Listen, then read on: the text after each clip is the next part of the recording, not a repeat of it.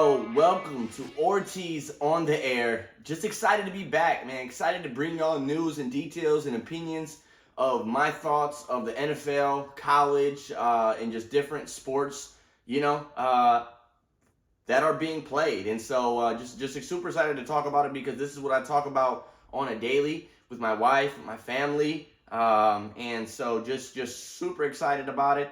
To come on here, tough loss, man. Tough loss for Lamar Jackson. I wanted Lamar to win this game because it would have solidified a lot of things, especially because he hasn't, made it this far in the AFC Championship game. And, I felt like they had all the pieces that they needed. The defense, special teams, offense. I felt like there was a lot of mistakes made, especially with players. One, Zay Flowers, I've learned throughout my life, and I'm only 27 years old, but in the 7 years of my life, I've learned that you have to control your emotions, and when you don't control your emotions, there can be a negative effect in that, and it can get you into a lot of trouble. And so I've experienced that in my own life, and just learning that, your emotions are your emotions, and a lot of situations are not that deep. They can seem really deep, they can seem really critical, but if you can get over whatever situation you're in the next 5 seconds or a minute, that only means that it wasn't really that important. And so a lot of times we think about those things once we've already made a negative impact before thinking about it, before we make that initial reaction. And so that's what happened today with Zay Flowers. I mean, he's a rookie. It happens. It's an emotional game. This game means everything.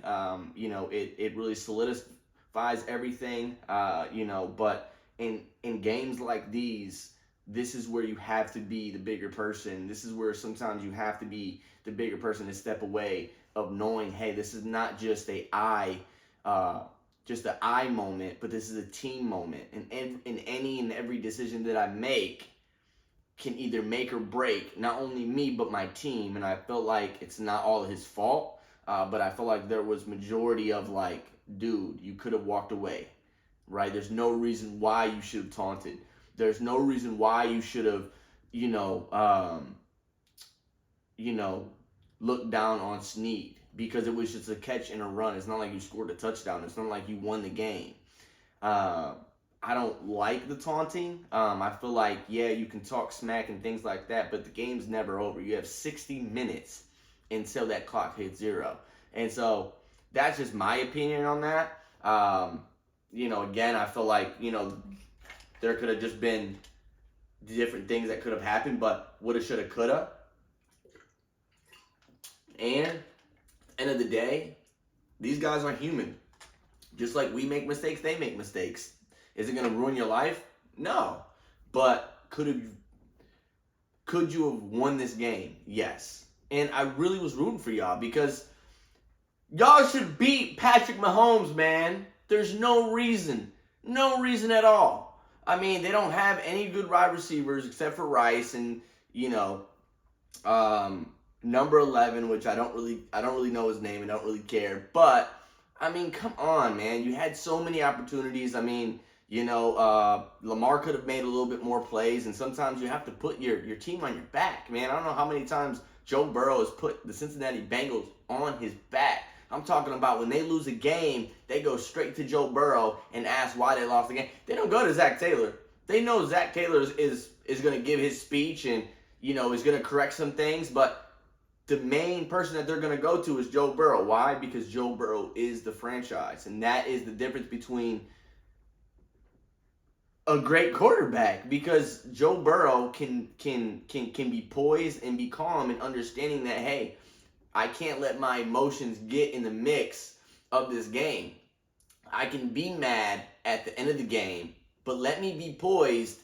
I can show my emotions, but let it not, dwindle the whole game to where, hey, I lose this for myself and my team. And so that's why I feel like, Joe Burrow is, in my opinion, right now, and forever will be the greatest quarterback, that I've watched. And I'm not saying that Pat Mahomes isn't a great quarterback. I just feel like he has a great coach and a great coaching staff. And I feel like that plays a big part when your coach can manage the game and know when to use timeouts and know what plays to use and when to kick field goals and when to tell you to come off the field and when to do those things. Even when he trusts you, the coach is making the call. And so that's just the difference when you have a championship caliber coach making those play calls and knowing when to use certain plays and knowing when to call timeouts. That's the game, man. And you can't play chess with that type of coach in there. And so that's just my opinion on that. So, tough loss on that. They got to come back and and really fix that. And there should be no slander, towards Zay Flowers or anybody. He's human. He makes people make mistakes, and hey, we got to learn from that, and he'll learn from it hopefully, and just do better next season. But obviously they're in our division, so I don't know. I hope he does better, obviously, but I hope they're really not that great next year. So even though we're gonna win the division next year, baby, we're gonna come back. We got Dan Pitcher as our offensive coordinator. Super happy about that. Now there is some other things that need to be lined up, but we'll go on that later. Now let's talk about the Lions in San Fran, man. I mean, Lions were up 17 points, 24-7, going into the second half. Lions came out, smacked them in their mouths, did what they have done all year, which is run the ball with David Montgomery, run the ball with Gibbs, and use those two as their to throw the defense off, to be able to get your wide receivers and tight ends open and things like that, and do trick plays. I feel like they tried to get a little bit too fancy there towards the middle of the game by doing flea flickers and all that other stuff, trying to get down the field. To me, I feel like they should have just done what they did was, hey, throw the ball to Laporta. Every single team, I feel like this year had trouble, covering the middle of the field, and I feel like that's where St. Brown has his successes in the middle of the field, post routes in the middle there. And so I feel like they should have done that more. And also they should have played the clock. I mean, they did that with the Buccaneers. Obviously the Buccaneers, last week scored a couple of touchdowns on them. I do feel like, though, this is a positive. I feel like that their secondary did get a little bit better throughout this game, locking up, obviously Kittle, locking up Debo somewhat, locking up number 11. And, I feel like they did some great things in this game. But also I feel like they made some mistakes with, hey, not coming out of the second half, making adjustments, knowing that, hey, San Fran is going to make adjustments. San Fran is going to do things. This is why you watch tape, right? This is why you sit for a week before you play on Sunday and you watch tape on what did they do against the Packers, right? They came out the second half, smacked the Packers right in the mouth by running Purdy. If the wide receivers or no one was open and everyone was covered and you have an open field, use your legs. You're a mobile quarterback.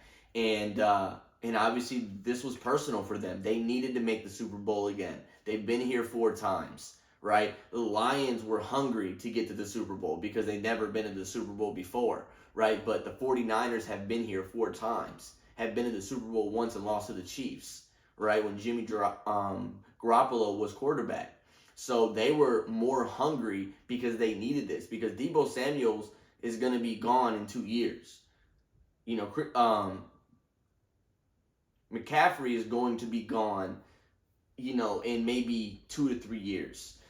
So, I mean, there's different levels to this when it comes to, hey, our window is shutting. Our window is this close from closing on us right now. And our jobs are this close for me getting fired and me not being the coach or me not being the offensive coordinator or the defensive coordinator or a player on this team, because they want to win Super Bowls. They want to get to the Super Bowl and win a Super Bowl. They've been trying to do this for years, and they've came up short multiple times, 4 times in a row these past couple of years. So, I mean, they've been here. They're hungry. And shame on you if you didn't think they were going to make adjustments. Shame on you if you thought what you were doing in the first half of the game was going to work in the second half. Shame on you for not making the smart plays that needed to be made. Shame on you for not taking accountability and using the clock like you were supposed to. Shame on you for not kicking the field goal the second time when the first time did not work, trying to go for it 4th down. Shame on you for not using your 2 backs that have both over 1,000 yards of rushing. Shame on you for not making those critical plays. Shame on you for letting the fans give you a little too much on that leash by saying Dan the gamble. Come on, man. It's not going to win you Super Bowls. It's not going to win you conference championship games. It's not. And I'm going to be honest, if you really want to see how to win and get to the Super Bowl, watch Andy Reid. Watch a Zach Taylor. Watch, a Bill Belichick. Watch a John Harbaugh. Watch a Jim Harbaugh. Watch, coaches that have been there. Watch how they got there. And by getting there, it's not just taking risk all the time. For me, I'm not a guy that likes to take risk. You know what I'm saying? I'm more of a strategic, analytic type of guy that, hey, if this makes sense, I'm going to do it, right? And now there is certain risks that I do take because, one, I have faith. So I do take steps that I may be scared of or I may hesitate in, but they're not risks that are going to probably cost me something. And for me, that's just me, and I've seen success in that. I've succeeded when I've operated in things that I know that I do.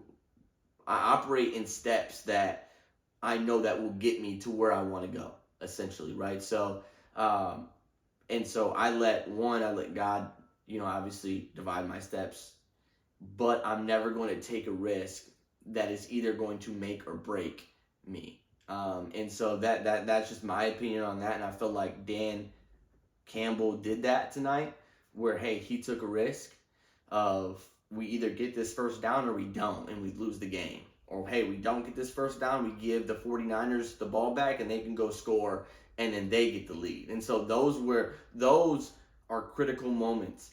And when I talk about, in the past 2 other episodes, I said it, you are the greatest of all time. Greatest of all time players come out when moments matter. It's not about you being up 17 points. It's not about you winning your division. It's not about beating teams that are really not that great this year and didn't have great coaches this year and really didn't establish anything this year but a couple of teams. What it's about is making decisions that are going to move you forward and when you're in a position to win. And I feel like Dan Campbell had that opportunity to make the plays when it mattered. It's not about making the culture, because the culture is good. You can have players that want to play for you. But if you're talking about winning Super Bowls, winning rings, bringing Super Bowls to Detroit, you have to make plays and you have to make decisions, not off of emotion, but making decisions to put your team in the best decision possible. Because at the end of the day, it's not about you. It's about everybody around you and how your decisions can make or break them. And at this point, it broke them because they lost. And they didn't score in the second half. 49ers came back 24. They scored 24 points in the second half. And Brock Purdy had 2 big rushing first downs. So until you can make those decisions, then we can discuss, hey, do I think your longevity coach for us. Now, the Lions are my third team. Well, I would say probably my second team because my third team would be the Chargers. I really like Justin Herbert, but yeah. So I mean, you can tell me what you think. You can tell me if you disagree or agree with me. But for me, I feel like those risks can really cost you a lot of things and can really put you out of an opportunity of a Super Bowl ring. And so, and things start from zero. 24 to 25 season, everyone starts from zero. And so it's you can have all the talent you want to, but if you're not disciplined and you're not consistent in your play calling, or you're not disciplined and consistent with your emotions, you won't get nowhere. I'm sorry to say, but look at the Cowboys. Everyone makes mistakes. Everyone learns from them. Everyone's human. Let's remember that. And so just go back to the drawing board. We're not the players. We don't play, so we can give our opinions, give our what we think we would do in that situation. But again, I like to bring back, hey, we're not a coach. We're not players. We don't play in the NFL, right? I'm just a guy that has thoughts and has opinions, and that feels like because I've played football and I've played sports and I've been around leaders and I've talked and I've sat at tables where, like, hey, I may know a little something, and if people don't think I don't, then that's okay. But these are my thoughts, these are my opinions on what I thought of the Kansas City game, of the Ravens, and then 49ers and the Lions. These are just my opinions on these two games of, hey, this should have been better in this area, and then this should have been better in this area. Play calls should have been better, right? You should have ran the ball a little bit more. And so when you don't do that, this is what happens. And so when the 49ers get momentum, what do? You come back together. You know what I'm saying? You talk amongst each other. You uplift each other. You encourage each other, right? You do all those things, and then also you have to be calm and be poised. I feel like that's where Brock Purdy was successful in the second half. Was he was calm, he was poised. I mean, a lot of people said that he looked dazzled and he looked like he didn't know what was going on. But I feel like, and like I even said that, I'm like, dude, like, go talk to your team. But I feel like in that moment, like, he was processing everything. I feel like when he came out the second half, he readjusted his thoughts, his mindset. The coach talked to him probably. He got encouragement from his teammates probably, and that's the difference, man. When you really want it bad enough, you're not gonna play with emotions. You're not gonna play with risk. You're gonna play smart, and you're gonna play to want to win that game. And that's just my opinion on it. And I feel like they could have won this game, man, and they lost it. They got too comfortable. They didn't make adjustments. No matter, I don't care how successful you are, man, you always have to make adjustments. You always have to do things differently, to get to where you want to be, especially when you're going up against the big dogs, when you're going up against teams that have been here before, that have experienced these games, that have made mistakes, that have fell short. You're new to this. You've never been here before.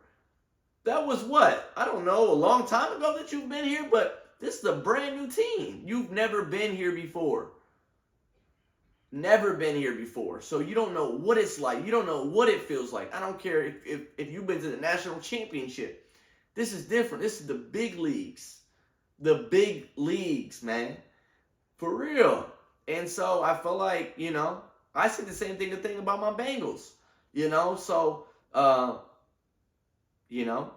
now you got to go back to the drawing board. Go back to next year. Next year is next year. Start from zero. Start from scratch. Relax. The Lions did a lot of great things this year, so go Lions. Super happy for all the diehard Lions fans that have been Lions fans through all the 0-16 and all the losing and all that stuff. So good for them. Super excited for them. Can't wait to see, what they do in the offseason and the draft and free agency and things like that. And so hopefully, we see them back, in the winning column, and and that's really all I got. So, same thing with the Ravens. Salute to Lamar Jackson, MVP this year. I voted for him because I feel like he deserves it, even though they lost. He played a heck of a year, and he's a really true leader for all of his teammates and his coaches. And obviously giving, my favorite, is him giving all the glory to God. And I like Lamar Jackson. I've always liked him when he was at Louisville, and I hope all of the naysayers and all the haters out there really recognize what the Baltimore Ravens have and all the other teams and what you missed on. So, super excited to be back next week. With another with another episode, and just waiting to see, obviously what comes out in the next week. It is the 49ers and Kansas City Super Bowl, February 11th in Las Vegas. And I'm going with the 49ers winning that game 34-21 is going to be my score prediction. So let's go, baby. Thank you. Make sure that you subscribe. Make sure that you leave a comment on your opinions, your thoughts. Maybe you want to have a debate in the comments of what I said. You can go ahead and do that. I would love to talk to you.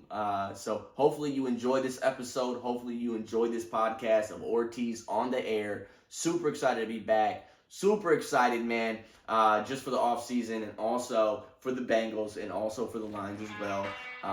So, peace!